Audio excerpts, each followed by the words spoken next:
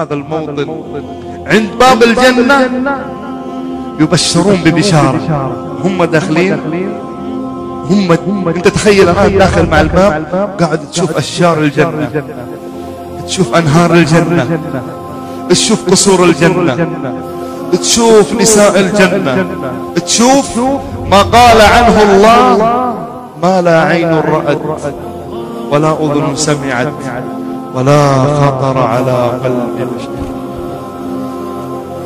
لكن عند الباب ايش البشارة؟ الله عز وجل أحبابي في الله يقول جنات عدن يدخلونها، جنات عدن يدخلونها ومن صلح من آبائهم وأزواجهم، ومن صلح من آبائهم وأزواجهم وذرياتهم والملائكة يدخلون عليهم من كل باب سلام عليكم بما صبرتم، سلام عليكم بما صبرتم فنعم عقبى الدار. الله عز وجل قال لهؤلاء وجزاهم بما صبروا جنة وحريرا متكئين فيها على الأرائك لا يرون فيها شمسا ولا زمهريرا.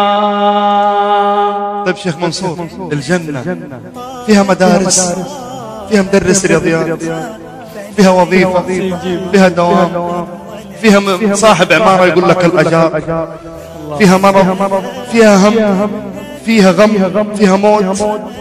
هل هذه الأشياء في ضيق الصدر، في هذه الأشياء هذه اللي تكدر علينا معيشتنا في الحياة الدنيا موجودة في الجنة؟ جنات عدن يدخلونها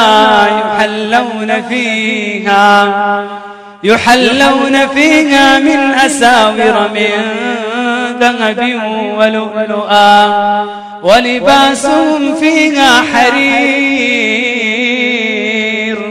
وقالوا الحمد لله الذي هاي حبة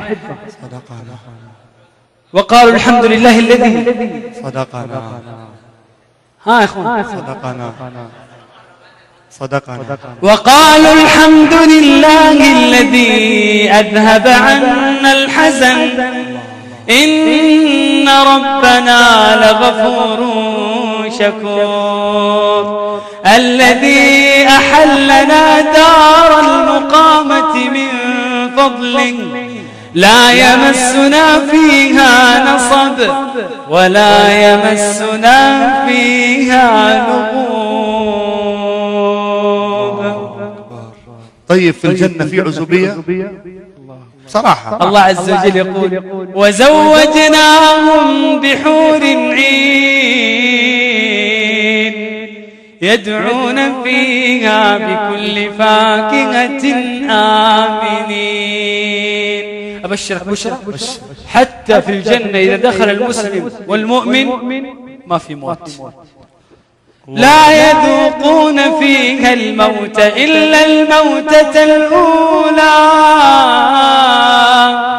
ووقاهم عذاب الجحيم